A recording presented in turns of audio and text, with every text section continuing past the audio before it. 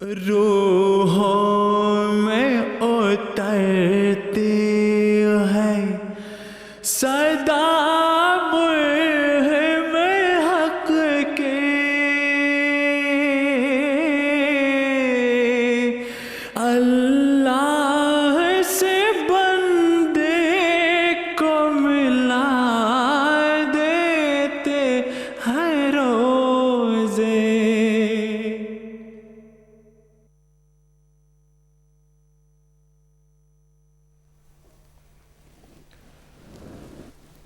اعوذ باللہ من الشیطان الرجیم، بسم اللہ الرحمن الرحیم۔ ناظرین کرام، السلام علیکم ورحمۃ اللہ وبرکاتہ۔ پروگرام نشر رمضان کے ساتھ MT انٹرنیشنل ایک بار پھر آپ کی خدمت میں حاضر ہے۔ آئیے اللہ تعالیٰ کے پاک کلام کے ساتھ پروگرام کا آغاز کرتے ہیں۔ اعوذ باللہ من الشیطان الرجیم، بسم اللہ الرحمن الرحیم۔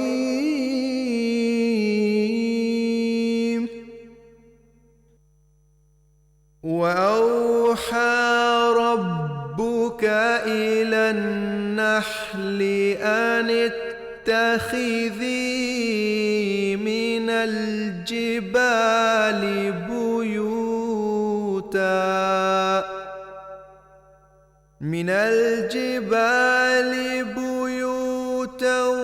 وَمِنَ الشَّجَرِ وَمِمَّا يَعْرِشُونَ ثُمَّ كُلِي مِن كُلِّ الثَّمَرَاتِ فَاسْلُكِي سُبُلَ رَبِّكِ ذُلُلًا يَخْرُجُ مِن بُطُونِهَا شَرَابٌ مُخْتَلِفٌ أَلْوَانُهُ فِيهِ شِفَاءٌ لِلنَّاسِ إِنَّ فِي ذَلِكَ لَآيَةً لِقَوْمٍ يَتَفَكَّرُونَ۔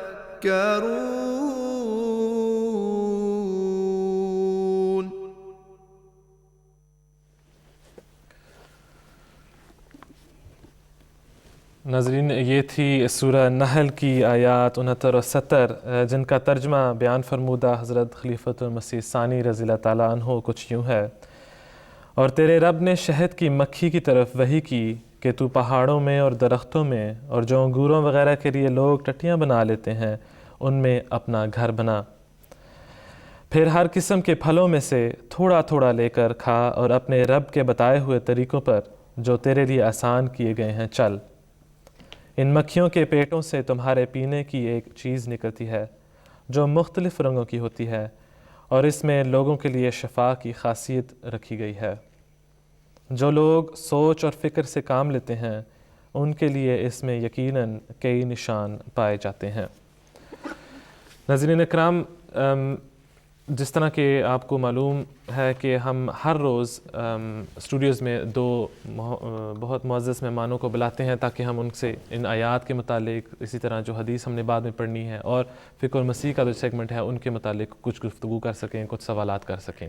آج بھی ہم نے دو مہمان کو دعوت دی ہے کہ ہمارے ساتھ اسٹوڈیو میں یہاں پر ہمارے ساتھ اس پروگرام میں شامل ہوں اور ہمارے سوالوں کا جواب دیں۔ آج ہمارے ساتھ اسٹوڈیو میں موجود ہیں مکرمہ محترم نصیر احمد کنور صاحب اور مکرمہ محترم ظافر ملک صاحب۔ السلام علیکم ورحمۃ اللہ وبرکاتہ۔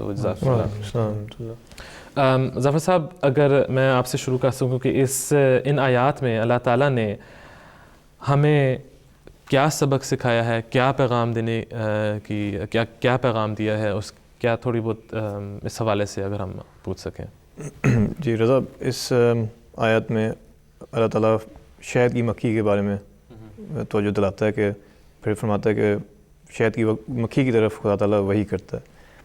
اب خدا تعالیٰ قرآن کریم میں جو بھی بیان کرتا ہے وہ حکمت سے خالی نہیں ہے۔ اب شہد کی مکھی کی طرف اگر خدا تعالیٰ نے توجہ ہماری دلائی ہے تو ہمیں دیکھنا چاہیے کہ اس میں کیا خاص بات ہے. اگر غور کریں تو شہد کی مکھی کا جو نظام ہے، اس کا جو چھتا بنانے کا انداز اور شہد بنانے کا انداز جو ہے وہ حیرت انگیز ہے. ایک پورا بہترین لطیف سسٹم ہے جو کہ اس کی شہد کی مکھی کی پیدائش سے لے کے شہد بنانے تک اور اس کی جو موت ہوتی ہے. چند ہفتوں کے لیے وہ زندہ رہتی ہے اور تقریباً کہتے ہیں کہ دنیا کے 3 چکر اگر لگا لیں اتنا ایک عام شہد کی مکھی سفر کرتی ہے اپنی ایک چھوٹی سی چند ہفتوں کی زندگی میں.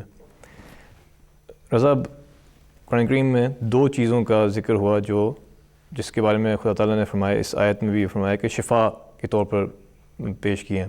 ایک قرآن کریم ہے اور دوسرا یہ شہد. تو اسی طرح ابن ماجہ میں حضور صلی اللہ علیہ وسلم نے فرمایا کہ علیکم بالشفاءین، یعنی تم پر 2 ایسی شفاعت ہیں جن کو تم نے تھامے رکھنا ہے. ایک الاصل یعنی شہد، والقرآن، اور دوسرا قرآن کریم. اب اس میں اگر ہم غور کریں کہ کیا خاص بات ہے شہد کی، تو ہمیں پتہ چلتا ہے کہ کئی جو بیماریاں ہیں آج کل کئی تحقیقات کی جا رہی ہیں. مثلاً ملٹیپل اسکلیروسس ایک بیماری ہے، اس کے لیے شہد کا جو استعمال جو ہے وہ خاص سائنسدان اس میں تحقیق کر رہے ہیں. اس کے علاوہ بھی ایک میں بات پیش کروں کہ البرٹ آئنسٹائن جو کہ مشہور سائنسدانوں میں سے ہے، اس کا ایک بیان ہے کہ اگر دنیا کی تمام شہد کی مکھیاں ختم ہو جائیں تو انسان جو ہے 4 دن سے زیادہ زندہ نہ رہ سکے. اتنی اہمیت ہے شہد کی مکھی کی. اس کی وجہ کیا ہے کہ جو دنیا کی تقریباً 1/3 حصہ سبزیاں اور پھل شہد کی مکھی کے ذریعے بنتے ہیں. ان کے ذریعے جو پولینیٹ ہوتے ہیں اسی سے وہ آگے پیدا ہوتے ہیں. اس کے علاوہ شہد کی خاصیت یہ بھی ہے کہ وہ ایک واحد کھانا ہے یا غذا ہے جس میں تمام انسان کی زندگی کے جو نیوٹرینٹس، منرلز، وٹامنز ساری اس شہد میں موجود ہیں. اس طرح رضا اگر آپ دیکھا جائے تو شہد وہ ایک واحد چیز ہے جو کہ اگر اس کو چھوڑ دی جائے خاص حالات میں تو وہ خراب نہیں ہوگی. کسی بھی چیز کو لے لیں، دودھ ہو گیا، پانی ہو گیا، ایک وقت کے بعد وہ خراب ہو جاتی ہیں. لیکن شہد ایک ایسی چیز ہے جس میں اللہ تعالیٰ نے ایک خاص اس کی ایک خاصیت، ایکسپائری ڈیٹ اس کی نہیں ہوتی. مثلاً ایک مثال ہے کہ جو مصر کے بادشاہ جو ہیں جو کہ ہزاروں سال پہلے مدفون تھے، وہ جو پیرامڈز میں، ان میں بعض بوتلیں ملی ہیں شہد کی جو کہ آج تک پرزروڈ ہیں، ان کو کھایا جا سکتا ہے. اس کی ایک خاصیت اللہ تعالیٰ نے ہمارے سامنے اس وقت پیش کر دی تھی جو کہ آج سائنسدان اور سائنٹسٹ اس کے نئے جو تحقیقات ہیں اس کے کر کے ہمارے سامنے پیش کر رہے ہیں. قمر صاحب، شہد کی مکھی کی مثال دینے سے اللہ تعالیٰ نے ہمیں کیا پیغام دیا ہے؟ دیکھیں، تو اللہ تعالیٰ خاص طور پہ یہ فرما رہا ہے آغاز میں کہ وَأَوْحَىٰ رَبُّكَ إِلَى النَّحْلِ. خدا کی وحی تو اس کی وحی کی بہت ساری قسمیں ہیں. وحی تشریعی بھی ہوتی ہے، غیر تشریعی بھی ہوتی ہے، اور پھر آسمانوں کی طرف وحی کا بھی قرآن کریم میں ذکر ہے، زمین کی طرف وحی کا بھی ذکر ہے، اور انبیاء کے علاوہ بھی جو اولیاء اور صلحاء یا بزرگان یا نیک لوگ ہیں ان کی طرف وحی کا بھی ذکر ہے، الہام کا ذکر ہے. عورتوں کی طرف وحی کا بھی قرآن کا اوحینا الی ام موسیٰ میں حضرت موسیٰ کی والدہ کی طرف وحی کا بھی ذکر ہے.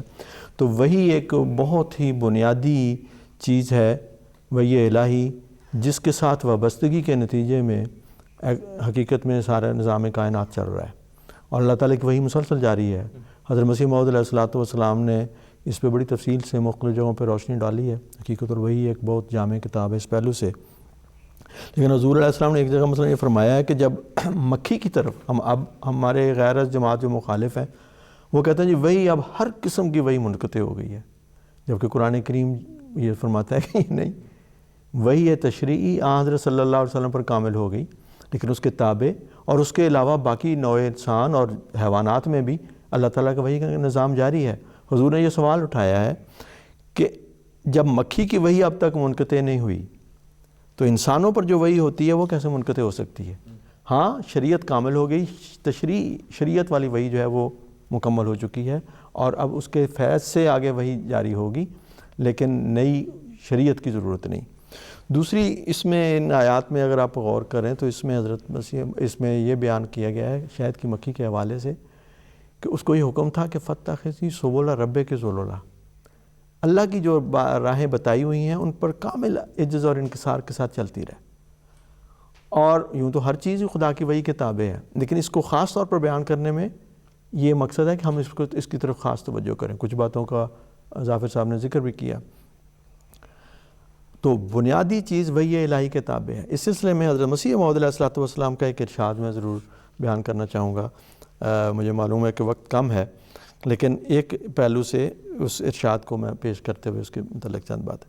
حضور علیہ السلام فرماتے ہیں عبادت شاقہ جو لوگ برداشت کرتے ہیں اور خدا کی راہ میں ہر ایک تلخی اور کدورت کو جھیلتے ہیں، جس طرح شہد کی مکھی سینکڑوں میل کا شاید ہزاروں میل کا سفر کرتی ہے اور ہزارہ میل کے ان کی سفر اور محنت کے بعد تب جا کے 1 کلو کے قریب شہد نکلتا ہے، جسے بعض لوگ چند نشستوں میں ہی کھا جاتے ہیں، اور کبھی خیال بھی نہیں آتا کہ خدا نے یہ کیا چیز ہمارے لیے بنائی ہے اور کس طرح کس محنت سے ان چھوٹے سے کیڑے نے محنت کر کے ہمارے لیے یہ بنائی ہے. حضور فرماتے ہیں کہ جو خدا کی راہ میں ہر ایک تلخی اور کدورت کو جھیلتے ہیں اور جھیلنے کے لیے تیار ہو جاتے ہیں، وہ شہد کی طرح ایک شیرینی اور حلاوت پاتے ہیں، اور جیسے شہد فیہ شفاء للناس کا مصداق ہے، یہ لوگ بھی ایک تریاق ہوتے ہیں. ان کی صحبت میں آنے والے بہت سے امراض سے نجات پا جاتے ہیں. بہت ہی گہرا اور لطیف یہ اقتباس ہے کہ جس طرح وہ بڑی محنت کرتی ہے خدا کی وحی کتابیں، اس طرح جو خدا والے ہو جاتے ہیں، اللہ کی عبادت اس کی صفات کے رنگ اپنے اوپر چڑھا لیتے ہیں، اس کی وحی کے تابع زندگی گزارتے ہیں، ان کے وجود بھی تریاقی ہو جایا کرتے ہیں اور وہ لوگوں کے لیے شفا کا موجب ہوا کرتے ہیں. سب سے بڑھ کر تو حضرت صلی اللہ علیہ وسلم کا وجود ہے. آپ کی صحبت کے نتیجے میں وہ قوم کیا تھی اور کیا بن گئی. حضرت مسیح السلام نے آیا کہ گوبر کی طرح تھے اور سونے کی ڈلیاں بن گئے. کتنا بڑا انقلاب پیدا ہوا. یہ حضرت صلی اللہ علیہ وسلم کی تریاقی صحبت تھی. اور ویسے بھی بہت سارے جسمانی امراض سے بھی آپ کی دعاؤں سے، آپ کی توجہ سے لوگوں نے شفا پائی. بہت سارے ایسے واقعات حدیث میں ملتے ہیں. حضرت علی رضی اللہ عنہ کا معروف واقعہ، غزوہ احزاب کے موقع پر جب حضور نے ان کو جھنڈا دینا تھا بلایا تو ان کی آنکھیں تو سخت تکلیف میں تھی، سوجی ہوئی تھیں. آن وسلم نے اپنا لعاب مبارک ان کی آنکھوں پہ لگایا اور ایسے جیسے تکلیف تھی نہیں. ایک صحابی کی ٹانگ ٹوٹ گئی تھی، اس کے لیے بھی حضور نے اپنا لعاب لگایا، ہاتھ پھیرا، ٹھیک ہو گئے. تو یہ جتنے معجزات ہوتے ہیں وہ وحی الہی کی اتباع کے نتیجے میں وہ لوگ اس مقام پر پہنچے. اس زمانے میں حضرت مسیح موعود علیہ الصلوۃ والسلام کی زندگی میں بہت سارے ایسے واقعات ہیں. آپ کے بعد خلفاء کی زندگیوں میں واقعات ہیں. اس دور میں ہم تازہ بتازہ واقعات ہیں. اور ہم احمدی تو ہمارے لیے تو یہ کہ روزمرہ کی چیز ہے خلافت کے نتیجے میں، کیونکہ یہ خدا والے وجود، انہوں نے اللہ کے رنگ اپنے پر چڑھائے ہوتے ہیں. عبادت الہی میں مشقتیں جھیلی ہوتی ہیں، جیسے حضور نے خدا کی راہ میں ہر ایک تلخی اور کدورت کو وہ تریاقی وجود بن جاتے ہیں. اسی طرح دراصل یہ تعلیم دی گئی ہے مومنوں کو اس آیت میں کہ تم بھی اگر خدا کی وحی کے تابع چلو گے، اور اس میں سے جیسا کہ بتایا گیا قرآن کریم ایک کامل وحی کی صورت میں ہر انسان کے لیے، ہمیں اللہ تعالیٰ فرماتا ہے تمہارے لیے یہ کتاب اتاری، تم پر اتاری، ہم سب کے لیے یہ کتاب اتاری گئی ہے. اگر ہم اس وحی الہی کی اتباع کرنے لگیں، کم از کم اس طرح جس طرح ایک مکھی کرتی ہے، شہد کی مکھی، تو پتہ نہیں کتنی تریاقی خاصیتیں ہمارے وجود میں پیدا ہو جائیں اور ہم کتنے ہی جسمانی اور روحانی امراض سے شفا پا جائیں.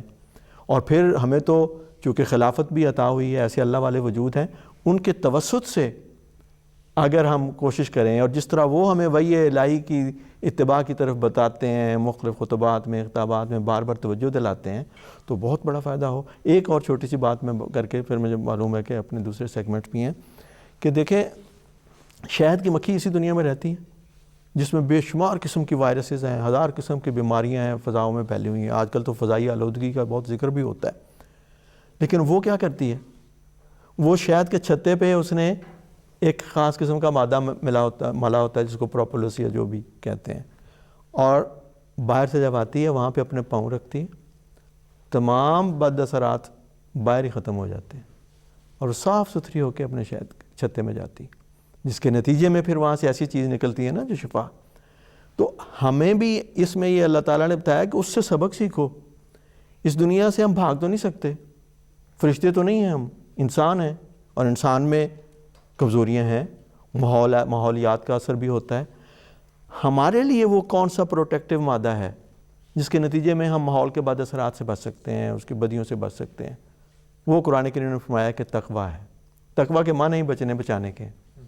تقویٰ وہ پروٹیکٹیو ایک ایسا ایلیمنٹ ہے کہ اگر ہم اور قرآن کریم نے اس کو لباس کے طور پر فرمایا ہے کہ لباس التقویٰ، اگر ہم وہ پہن لیں ہم پہ کوئی ماحول کا بد اثر نہیں داخل ہو سکتا. جب تک وہ پہنے رہیں گے، جب اگر ہمیشہ اس حالت میں رہیں گے تو ہمیشہ ہر قسم کے ماحول کے بد اثرات سے، گناہوں سے، لغزشوں سے بچتے رہیں گے. اور یہی وہ باتیں ہیں جس کی طرف ہمیں بار بار توجہ دلائی جاتی ہے. اب یہ رمضان کا مہینہ ہے، روزوں کا مقصد بھی تقویٰ بتایا تاکہ ہم محفوظ ہو جائیں. تو یہ بہت ہی خوبصورت اور گہرا مضمون ہے، اور شہد کی مکھی اور اس کے نظام پر غور کر کے بہت ساری چیزیں ہم سیکھ سکتے ہیں. اللہ تعالیٰ ہمیں توفیق دے کہ ہم نہ صرف علمی طور پر اور نظریاتی طور پر ان باتوں کو غور کر کے، جیسے قرآن کریم کی اسی آیت میں فرمایا کہ غور کرنے والوں کے لیے، علم والوں کے لیے اس میں نشانات ہیں. ہمیں دعوت دی گئی ہے کہ تم اس پہ غور کرو، اس نظام پہ، اور اس سے سبق سیکھو اور اس کو اپناؤ. بہت خوب، جزاکم اللہ خیر. ناظرین کرام، جس طرح کہ قمر صاحب نے ابھی خطبات کا ذکر کیا، یہ تمام وہ حضور انور ایت اللہ تعالیٰ بن عزیز کے خطبات آن لائن موجود ہیں. آپ ڈیٹ وائز، موضوع وائز ان کو دیکھ سکتے ہیں، ان کو سرچ کر سکتے ہیں اور ان سے مستفیض ہو سکتے ہیں، پڑھ سکتے ہیں اور ان کو سن بھی سکتے ہیں. ویڈیوز کا جو لنک ہے وہ بھی alislam.org پر موجود ہے. جزاکم اللہ خیر. ناظرین، بڑھتے ہیں اگلی سیگمنٹ کی طرف، جو کہ ہم آج جن سے بات کریں گے، ہمارے دوست اسامہ جویا صاحب. وہ فی الحال موریشس میں موجود ہیں. تو اسامہ جویا صاحب ہمارے ساتھ ٹیلی فون لائن پر شامل ہیں. السلام علیکم ورحمۃ اللہ وبرکاتہ. اسامہ صاحب. وعلیکم السلام ورحمۃ اللہ وبرکاتہ. رضا صاحب. اسامہ صاحب، آپ کو پہلے تو سب سے پہلے یہ پوچھوں کہ ٹائم کیا ہوا ہے وہاں پہ موریشس میں؟ دراصل ہمارے پاس اس وقت یہاں پہ رات کے 10:30 بج رہے ہیں. اچھا، ٹھیک ہے. تو اسامہ صاحب، اس حوالے سے اگر 10:30 بج رہے ہیں تو تراویحوں کا اور ذرا بتائیں ہاں کیا اوقات ہیں تراویحوں کے، درس کے، روزوں کے اوقات؟ سب سے پہلے تو میں رمضان مبارک کہنا چاہوں گا جو یہاں پر موجود مہمانان ہیں، اور اس کے بعد بتانا چاہوں گا کہ موریشس جو ہے وہ بحر ہند میں ایک چھوٹا سا جزیرہ ہے، اور یہاں پر آج کل سردیاں ہیں، اور ویسی سردیاں نہیں ہیں جیسی یورپین ممالک میں ہوتی ہیں، لیکن یہاں کے لوگوں کے لیے بہرحال یہ سردی ہے. 17 سے 18 جو ہے وہ درجہ حرارت جو ہے یہاں پہ پایا جاتا ہے ان ایام میں. تو جو سحری ہے، جو سحری اور افطاری کا جو وقت ہے وہ تقریباً 12 گھنٹے کا جو ہے وہ یہاں پر ہے، اور صبح 5:30 جو ہے وہ سحری ہم کرتے ہیں یہاں پر، اور شام کو مغرب جو ہے وہ یہاں پر آج کل 5:50 پہ ادا کی جا رہی ہے. تو مطلب ٹوٹل جو ٹائم ہے وہ 11-12 گھنٹے کا بن رہا ہے. اور اس کے علاوہ جو فجر پہ ہمارا جو ہے وہ باقاعدہ کافی تعداد ہوتی ہے، اس کے مطابق یہاں پر درس بھی دیا جاتا ہے فجر کے بعد. اور اسی طرح جو تراویح کے متعلق میں بتانا چاہوں گا کہ الحمدللہ اللہ تعالیٰ کی فضل سے جماعت احمدیہ موریشس کو ایک خاص یہاں پہ ایک سسٹم ہے کہ حضور انور ایت اللہ تعالیٰ بن عزیز کی اجازت سے پاکستان، لبوا سے اور قادیان سے 2 حافظوں کا جو ہے وہ یہاں پر ان کو بلایا جاتا ہے، اور وہ پورا مہینہ جو ہے وہ یہاں پر تراویحیں پڑھاتے ہیں. تو ان میں سے ایک جو حافظ صاحب ہیں وہ یہاں پہ جو مرکز ہے دارالسلام، وہاں پر وہ تراویحیں پڑھاتے ہیں پورا مہینہ. اور جو دوسرے حافظ صاحب ہیں وہ پورے موریشس میں جو مساجد ہیں تقریباً 18 مساجد ہیں یہاں پر، ان کا وہ دورہ کرتے ہیں. اور اسی طرح وہ پورا جو مہینہ ہے وہ مختلف مساجد میں جا کر تراویحیں پڑھاتے ہیں. اور اسی طرح پہ تراویح کے بعد بھی یہاں پر درس دیا جاتا ہے.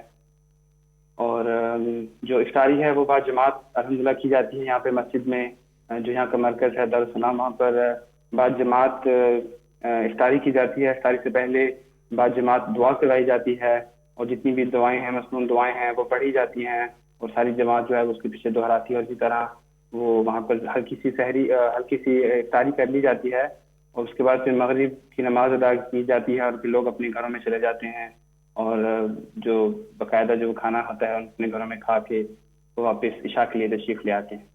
بہت خوب. سما صاحب یہ تصویر ہم دیکھ رہے ہیں، ان میں سے اگر میں پوچھ سکوں کہ وہاں پر جماعت کی جو ڈیموگرافکس ہے وہاں پر لوکل مقامی لوگ کتنے جنہوں نے بیعت کی ہوئی ہے، جماعت کتنی بڑی ہے اور کتنے لوگوں پر مشتمل ہے؟ جی بالکل، ماریشس کی جو اس وقت جماعت ہے وہ 2500 سے لے کے 3000 تک ہے، اور زیادہ تر ماریشین ہی یہاں پر لوگ ہیں جو احمدی ہیں. اس کے علاوہ نوموائن بھی ہیں، لیکن وہ بھی انہی ماریشین میں سے ہی جو ہے وہ بیعت کر کے وہ پھر جماعت احمدیہ میں داخل ہونے کا جو ہے وہ شامل ہونے کا شرف حاصل کرتے ہیں. تو زیادہ تر جو ہے وہ ماریشین ہی ہیں. تو مقامی لوگوں کا جو مذہب ہے یہاں پر موریشس کا، کیا مسلمان ہیں زیادہ اکثریت یا عیسائی ہیں؟ جی یہاں پر سب مختلف کمیونٹیز پائی جاتی ہیں موریشس میں. یہاں پر عیسائی کمیونٹی بھی پائی جاتی ہے، ہندو جو ہیں وہ کثرت سے پائے جاتے ہیں. مسلمانوں کی جو کل تعداد ہے وہ لگ بھگ 17% جو ہے وہ یہاں پر پائی جاتی ہے. تو اس طرح مختلف قسم کی کمیونٹیز ہیں. فرینچ کمیونٹی پائی جاتی ہے، فرینچ ممالک کے کافی یہاں پر لوگ ہیں. تو اس طرح مختلف کمیونٹی یہاں پر پائی جاتی ہیں اور مل جل کے سب رہتے ہیں. لیکن ہندو کمیونٹی جو ہے وہ کثرت سے یہاں پر ہے، اور وہ ہندو مذہب جو ہے وہ یہاں پر ہے کافی کثرت سے. ٹھیک ہے، جزاکم اللہ. سنزا اسامہ عمر جویا صاحب ہمارے ساتھ موریشس سے ٹیلی فون لائن پر موجود تھے. السلام علیکم ورحمۃ اللہ. اسامہ صاحب جزاکم اللہ سنزا. ناظرین اکرام، اگلا سیگمنٹ ہمارا حدیث کا ہے. آئیے حدیث پڑھتے ہیں اور اس کے بعد پھر اس کے متعلق کچھ گفتگو کرتے ہیں. عن الحسن رضی اللہ عنہ قال قال رسول اللہ صلی اللہ علیہ وسلم حصنوا أموالكم بالزكاة وداووا مرضاكم بالصدقة واستقبلوا أمواج البلاء بالدعاء والتضرع.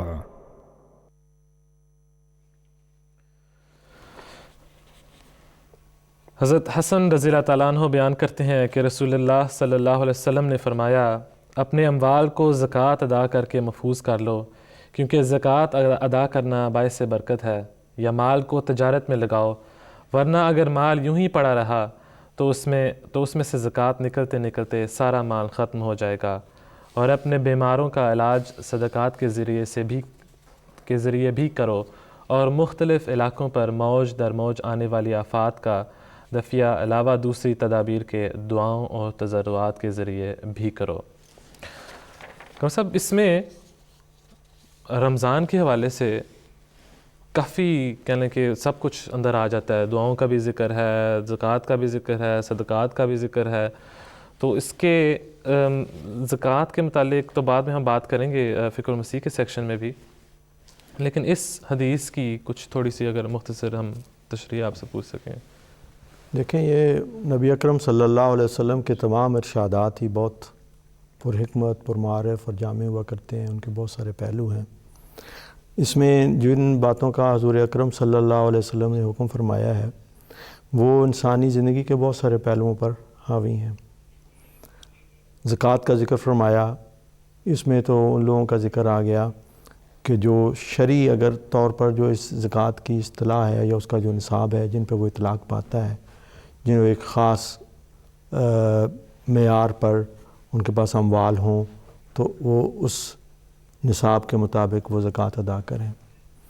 لیکن جو دوسرا پہلو ہے صدقہ کا، اس میں حضرت صلی اللہ علیہ وسلم نے ان لوگوں کو بھی شامل فرما لیا جن کے پاس دینے کو کچھ نہیں، مال اتنا نہیں ہے کہ وہ جمع کریں اور پورا سال وہ اتنی پڑا رہے کہ وہ اس نصاب پہ پہنچے اور پھر وہ اس میں سے زکوٰۃ دیں. تو صدقہ کا حکم ایک ایسا حکم ہے جو بہت عام ہے. اور جس طرح مال جو خدا کی راہ میں جو بھی خرچ کیا جائے، قرآن کریم فرماتا ہے کہ جو بھی تم چھوٹی سے چھوٹی چیز بھی خرچ کرو گے اللہ اس کو جانتا ہے، اور اللہ تعالیٰ اس کے ثمرات عطا فرماتا ہے، اس کی جزا عطا فرماتا ہے. تو صدقہ جو ہے، اس کے لفظ پہ بھی اگر آپ غور کریں تو اس میں بنیادی طور پر صاد دال قاف یا صدق کا مضمون ہے.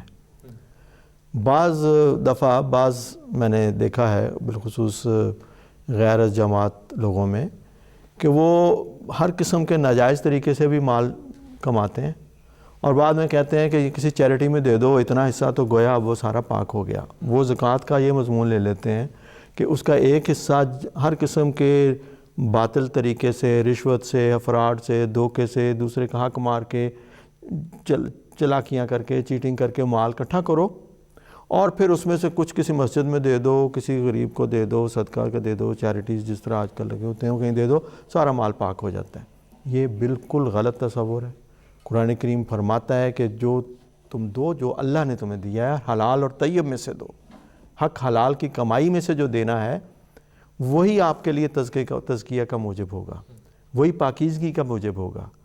تو ناجائز اموال میں سے دینا، وہ صدقہ یا زکوٰۃ، وہ رائگاں ہے، وہ کچھ بھی اس کا فائدہ نہیں ہے، کیونکہ وہ تھا ہی نہیں جائز مال، تو خدا کیسے اس کو قبول کرے گا؟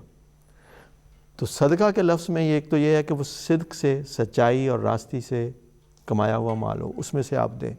اور پھر آن صلی اللہ علیہ وسلم نے اس میں بھی اتنی تفصیلات سے بیان فرما دی، کسی کا اگر مال ہے تو مال دو، جو آپ کی استعدادیں ہیں، صلاحیتیں ہیں، ان میں سے خرچ کرنا وہ بھی صدقہ ہے۔ آپ کو اللہ نے اچھا ذہن دیا ہے، آپ کو علم دیا ہے، آپ اپنے علم میں سے کسی کو حصہ دیتے ہیں، کسی کو سکھاتے ہیں، وہ بھی صدقہ ہے۔ آپ آن صلی اللہ علیہ وسلم نے فرمایا کہ مسکرا کے کسی سے ملنا، یہ بھی صدقہ ہے۔ ایک حدیث میں فرمایا کہ آپ کے ہر جسم کے ہر جوڑ پر ایک صدقہ لازم ہے۔ تو جو کچھ بھی خدا نے عطا فرمایا اس میں سے جب آپ کچھ خدا کو دیتے ہیں، خدا کی راہ میں، اس کی رضا کی خاطر بنی رہو انسان کے لیے، اس میں بنیادی بات جو یاد رکھنے والی ہے وہ حضور اکرم صلی اللہ علیہ وسلم کے ارشادات کو جب باقیوں کو ملائیں تو بات کھلتی۔ صدقہ کے متعلق فرمایا ہے کہ وہ آفات کو دور کرتا ہے۔ کیوں؟ اللہ کو اپنی مخلوق بہت پیاری ہے۔ جو خدا کی مخلوق پر کسی بھی رنگ میں خرچ کرتا ہے اس کی رضا کے لیے، اللہ تعالیٰ اس کو بڑے پیار کی نظر سے دیکھتا ہے اور اس شخص کے ہم و غم کو اس سے دور کر دیتا ہے، اس کو شفا دیتا ہے، اس کی تکلیفیں دور۔ آپ نے وہ حدیث پڑھی ہے، کئی دفعہ سنتے ہیں کہ حضرت صلی اللہ علیہ وسلم آیا کہ اللہ تعالیٰ یہ فرمائے گا کہ میں بھوکا تھا، اے میرے بندے تجھے میں نے کھانا نہیں کھلایا، میں پیاسا تھا تو نے مجھے پانی نہیں پلایا، میں بیمار تھا تو نے میری عیادت نہیں کی۔ تو وہ بندہ کہے گا اللہ میاں تو کب بھوکا تھا؟ تو سب کو کھلاتا ہے، تو کب پیاسا تھا؟ تو سب کو عطا کرنے والا، تو کب بیمار ہوا؟ تو یہ تو خدا فرمائے گا میرا فلاں بندہ بھوکا تھا، تجھے پتہ تھا، تو نے اسے کھانا نہیں کھلایا، فلاں پیاسا تھا، تو نے اسے پانی نہیں پلایا، تو اس کو نہیں پانی پوچھا، اس کو کھانا نہیں کھلایا، اس کی تو میرا نہیں، تو نے مجھے نظر انداز کیا۔ تو صدقہ جو ہے اللہ تعالیٰ کی مخلوق پر خرچ کرنا، مستحق کو دینا، یہ اتنا پیارا ہے اللہ تعالیٰ کو کہ خدا تعالیٰ اس کے بدلے میں انسان کی بہت ساری، اور یہ حضرت صلی اللہ علیہ وسلم نے، حضرت السلام نے، خلفاء نے بار بار اس بات کو بیان فرمایا ہے کہ یہ بہت ہی اللہ تعالیٰ کو عزیز ہے اور یہ تجربہ شدہ بات ہے۔ اور صرف اسلام میں نہیں، دوسرے مذاہب میں بھی دیکھ لیں، بلکہ بعض ایسے لوگ بھی جو خدا کو بھی نہیں مانتے لیکن وہ چیریٹی ورک کرتے ہیں، وہ ان کے لیے کئی قسم کی کئی پہلوؤں سے برکتوں کا موجب بن جاتا ہے۔ تو صدقہ کے اوپر، اور ہم چونکہ ایک الہی نظام سے وابستہ ہیں، الہی جماعت ہے، ایک امام کے تابع ہیں، اس لیے ہمیں یہ ضرور پیش نظر رکھنا چاہیے، انفرادی طور پر بھی لوگ صدقہ دیتے ہیں، دینا چاہیے، لیکن جہاں توفیق ہو وہ نظام جماعت کو پیش کیا جائے، کیونکہ بعض اوقات یہ خطرہ ہوتا ہے، آج کل بہت سارے لوگ واقعتاً مستحق نہیں ہوتے اور آپ کو پتہ ہے کہ وہ فقیر بن کے تو لوگوں سے اور ایک بزنس بنایا ہوا ہے۔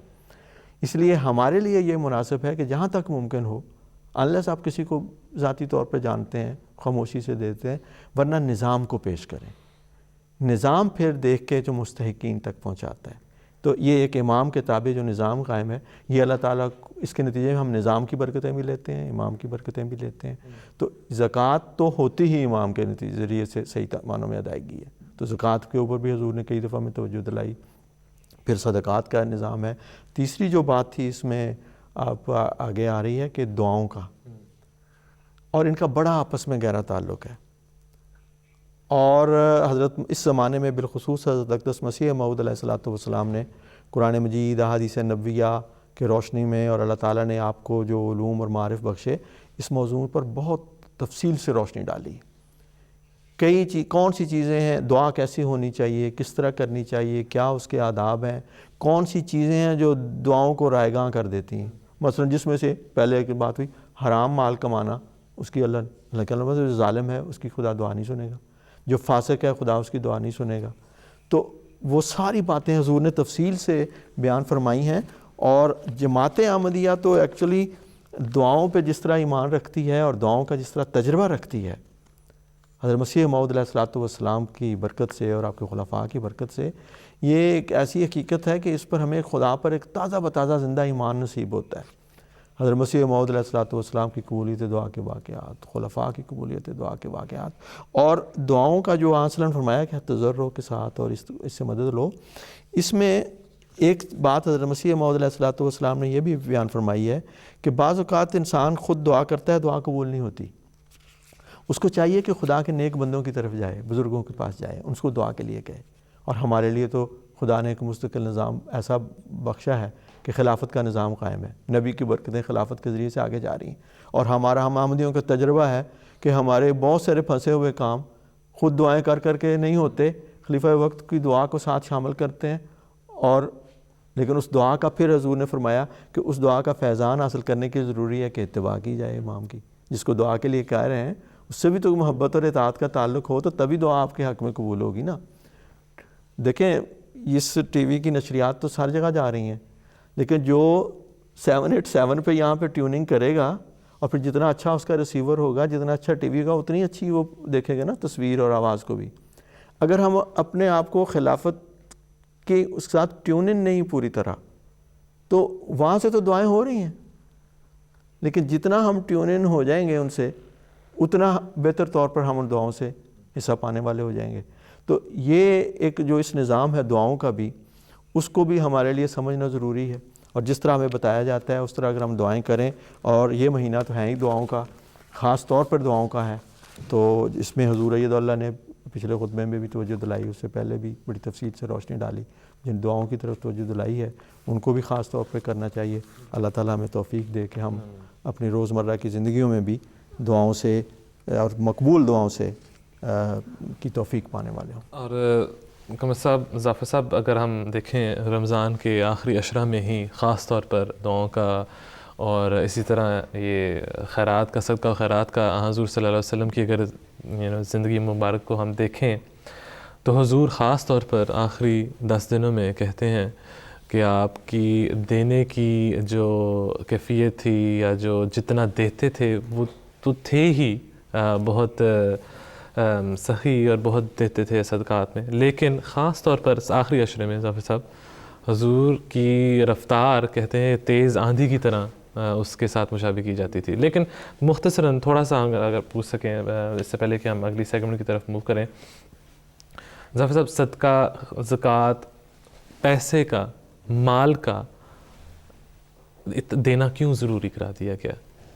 رضا صاحب، جیسے کہ قمر صاحب نے تو اس کے بارے میں کافی بیان کر چکے ہیں، صرف اس کا ذکر کرتا چلوں کہ جو مالی خرچ کا نظام جو ہے وہ صرف اسلام کے ساتھ وابستہ نہیں ہے، بلکہ اگر غور کریں تو ہر ایک مذہب جو ہے، چاہے وہ عیسائیت ہو، یہودیت، ہندوؤں میں پایا جاتا ہے، ہر ایک مذہب میں کچھ اپنے چیریٹی کا ایک ذکر ہے باقاعدہ۔ ایک اس میں کئی پہلو ہیں۔ اس میں ایک یہ بھی پہلو ہے کہ انسان جو اپنی محنت کمائے ہوئے پیسوں میں سے کچھ اس کا ایک حصہ ادا کرتا ہے، نیچرلی اس کے ساتھ ایک جو لگاؤ ہوتا ہے وہ اپنے آپ سے کٹ کرتا ہے، یعنی مراد ہے کہ وہ اپنے حصے میں سے کچھ دوسروں کو، غریبوں کو کی مدد کے لیے دیتا ہے۔ اب نتیجے میں ان غریبوں کی جو دعا لگتی ہے، اسی کا جو مضمون قمر صاحب نے بھی بیان کیا، وہ اصل میں وہ جو دعائیں ہیں وہی انسان کو جو آگے اس کی زندگی میں آسانیاں پیدا کرتی ہے۔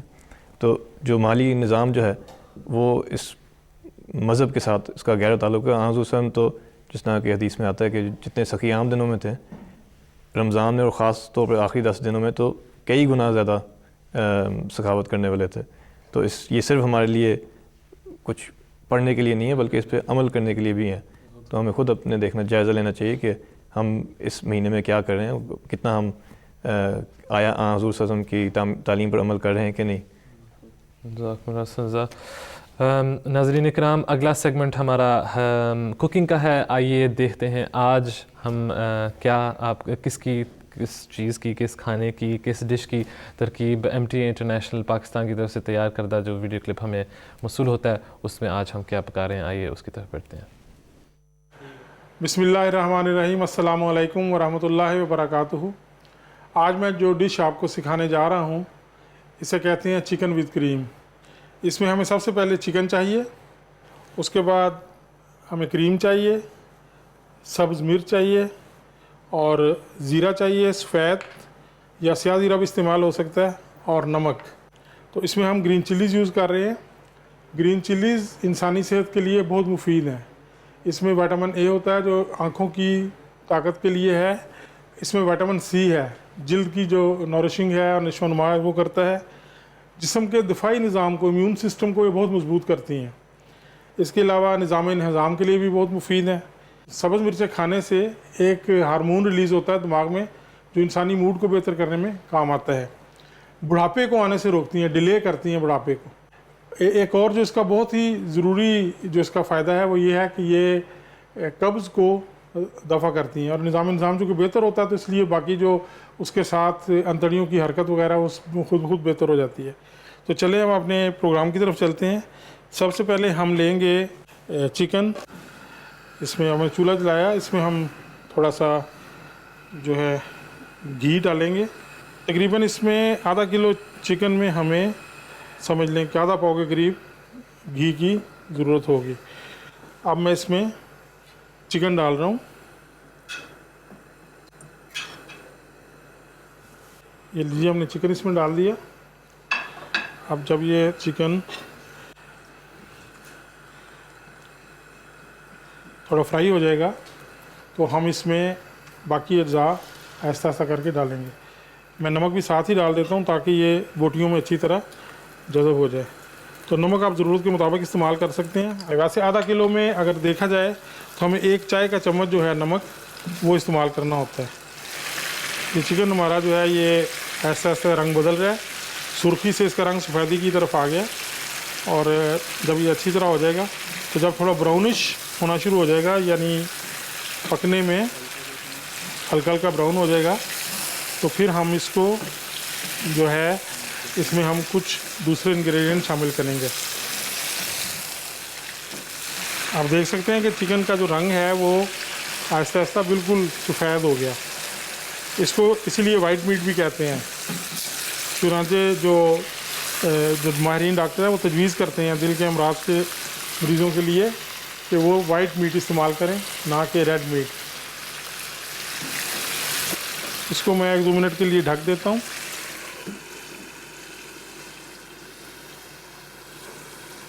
اس دوران میں بتاتا ہوں کہ اس میں ہم زیرہ استعمال کریں گے۔ جو زیرہ سفید ہے یہ بہت ہی مفید ہے، نظام انہضام کے لیے تو ایک بہت ہی مفید چیز ہے۔ اگر اس کے آپ کے گھر میں موجود ہے تو تھوڑا سا پیس کے اس میں ہلکا سا نمک ملا کے کھا لیں تو آپ کی جو بد ہضمی کی کیفیت ہے اس کو ختم کرتا ہے۔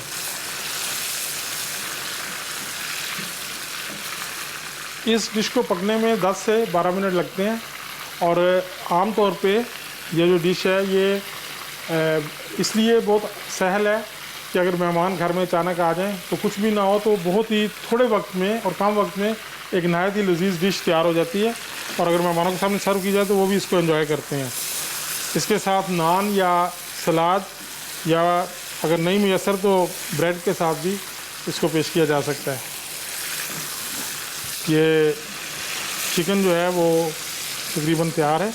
اس میں اب ہم شامل کریں گے سبز مرچ۔ یہ سبز مرچ جو ہے یہ اس کو کرش کرنا ہے، نہ یہ بہت باریک کہ اس کی لئی بن جائے، اور نہ ہی بہت موٹی کہ یہ منہ میں اس طرح آئے کہ وہ تکلیف دے۔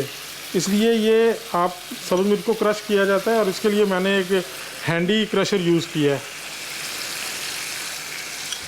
تو چونکہ یہ ہمارے پاس 500 گرام چکن تھا، تو اس 500 گرام چکن میں ہم نے تقریباً یہ 50 گرام کے قریب ہم یہ سبز مرچ جو ہے وہ استعمال کریں گے۔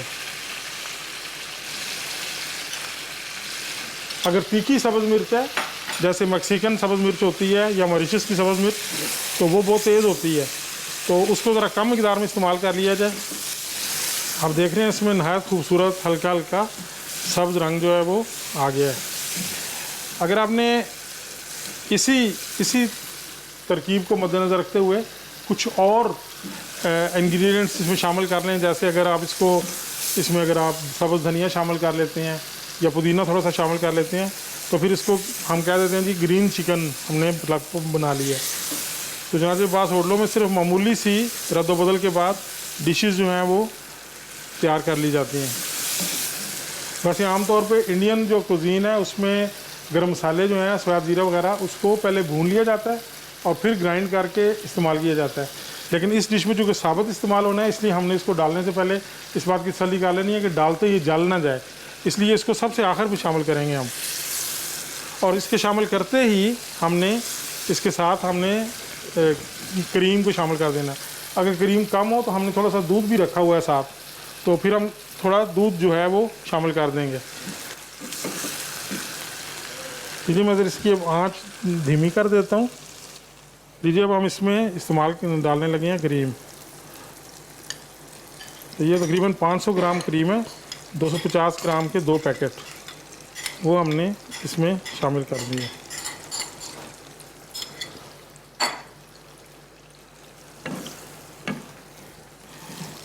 नहायत खूबसूरत कलर और नहायत ही खुश रंग ये डिश है, तो इसमें घी की मिकदार थोड़ी सी ज़्यादा है, अगर आप चाहें तो कम घी इस्तेमाल कर सकते हैं।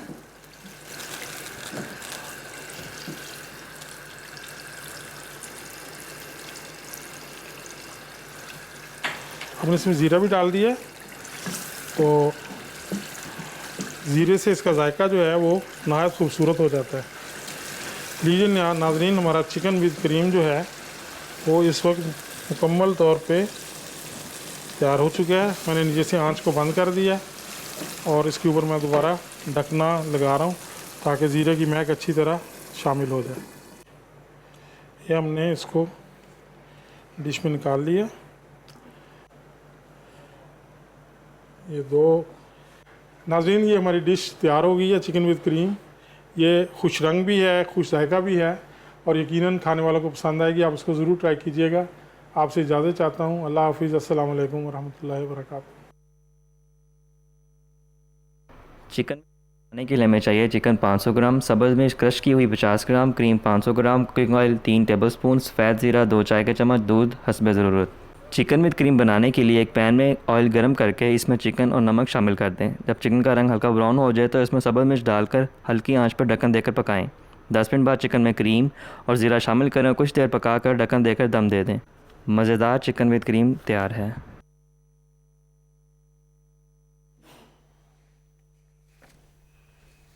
नाज़रीन, ये थी मज़ेदार चिकन विद क्रीम की तरकीब जो कि आपने अभी देखी। हमारा क्लिप जो हमने आपको दिखाया ये MT इंटरनेशनल पाकिस्तान की तरफ से भेजा गया था। जज़ाकुमुल्लाह अहसन जज़ा। नाज़रीन, आज भी हम डॉक्टर तारिक अनवर बाजा साहिब के साथ कुछ गुफ्तगू करेंगे।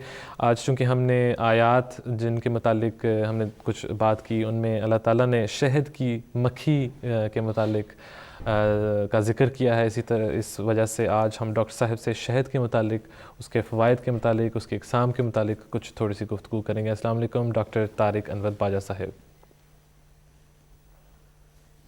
डॉक्टर साहब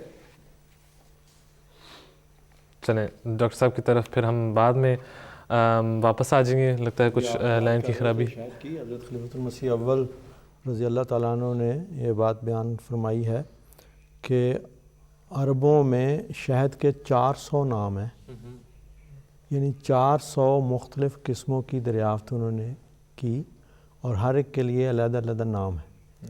और अब तो पता नहीं बाकी दुनिया में भी, और कुरान करीम ने इस आयत में भी ये फरमाया कि मुख्तलिफ़ुन अलवानुहु, लौन के माने रंग के भी हैं, किस्म के भी हैं, जायके के भी हैं, तो बेशुमार अक़साम के हैं शहद की और हर एक की मुख्तलिफ़ ख़ुसूसियात हैं।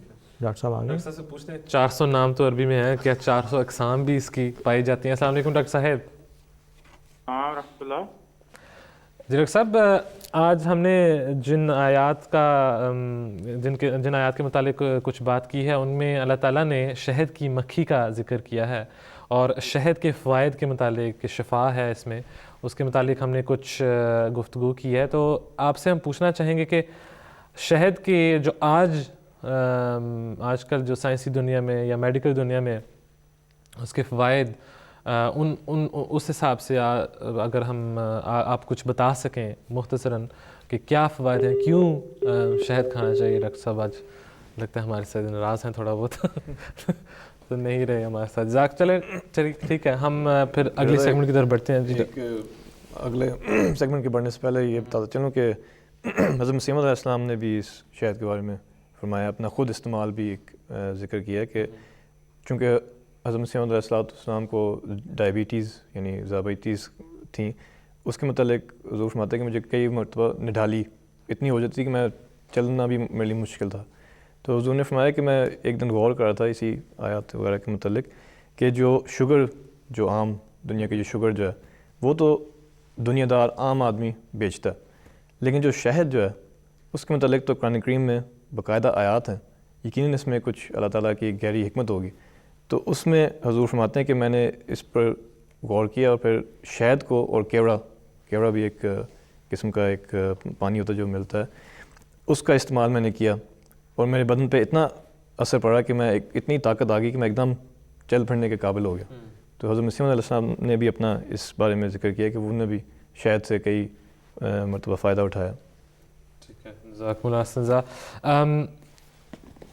ظفر صاحب, اگلی جو ہم سیگمنٹ فقہ المسیح کی اب ہم کرنے لگے اس کی طرف بڑھتے ہیں.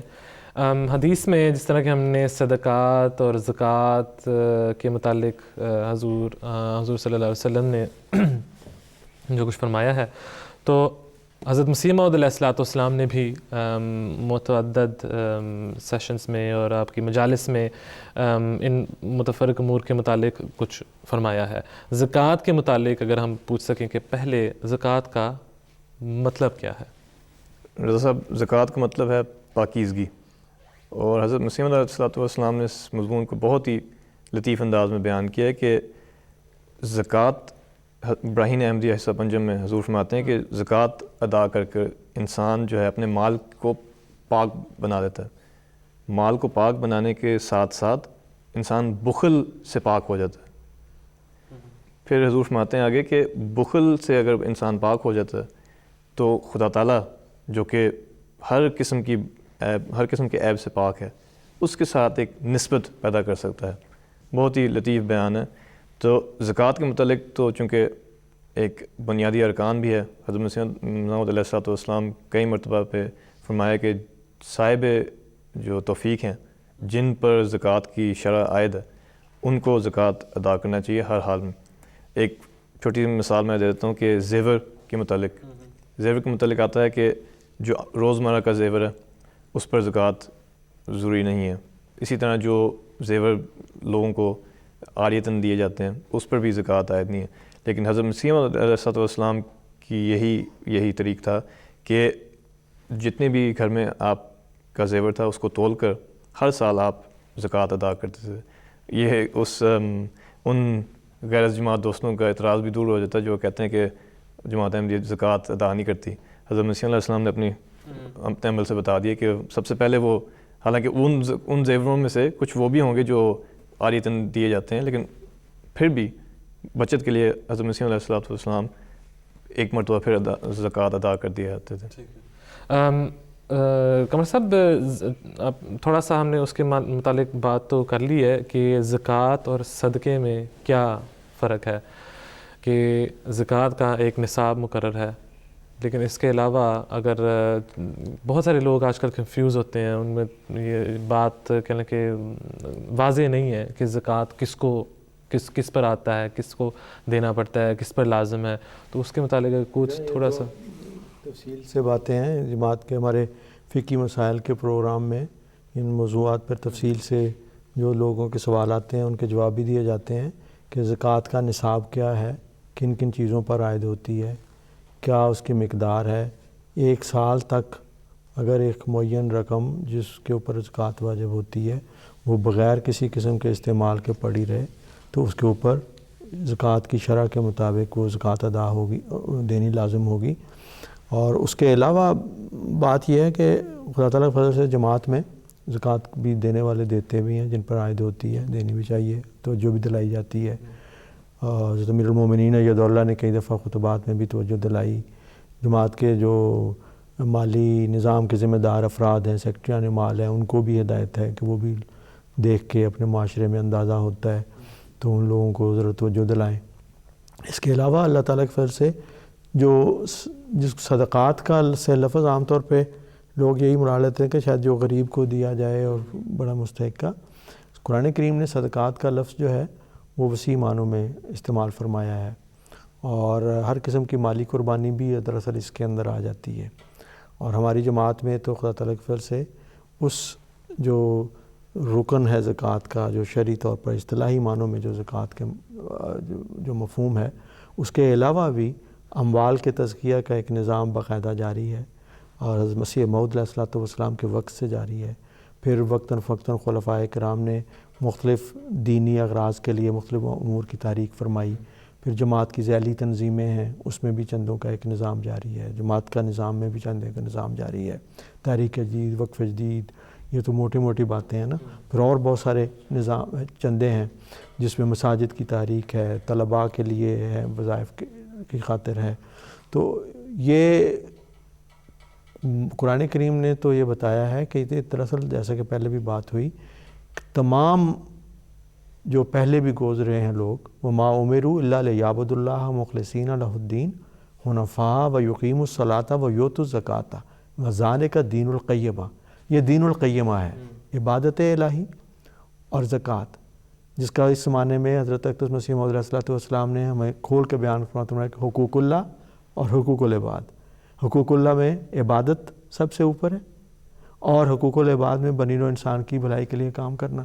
اور یہ دونوں باتیں خدا تعالیٰ کے فضل سے جماعت احمدیہ اس دین القیمہ پر قائم ہے، اور ایک امام کے تابع، ایک نظام کے تابع عبادتوں پر بھی زور ہے، اور بنی نوع انسان کی ہمدردی اور بھلائی کے لیے جو کام ہے اس میں بھی. تو دینی اور دنیاوی دونوں پہلوؤں سے بنی نوع انسان کی خدمت کے کام جو ہیں وہ جاری ہیں. اور اگر اکٹھا کیا جائے ان تحریکات کو، ان چندوں کو جو نظام میں جاری ہیں، تو اتنے وسیع ہیں. اور خدا تعالیٰ کے فضل سے جماعت کے احباب جو ہیں، یہ غیر معمولی ایک چنیدہ جماعت ہے کہ وہ جیبیں اپنی خالی کرتے ہیں، اللہ تعالیٰ اور بھرتا چلا جاتا ہے. اور وہ کیونکہ خدا کی راہ میں جو دیتے ہیں، اللہ اس کو 700 گنا تک بڑھا کے دیتا ہے.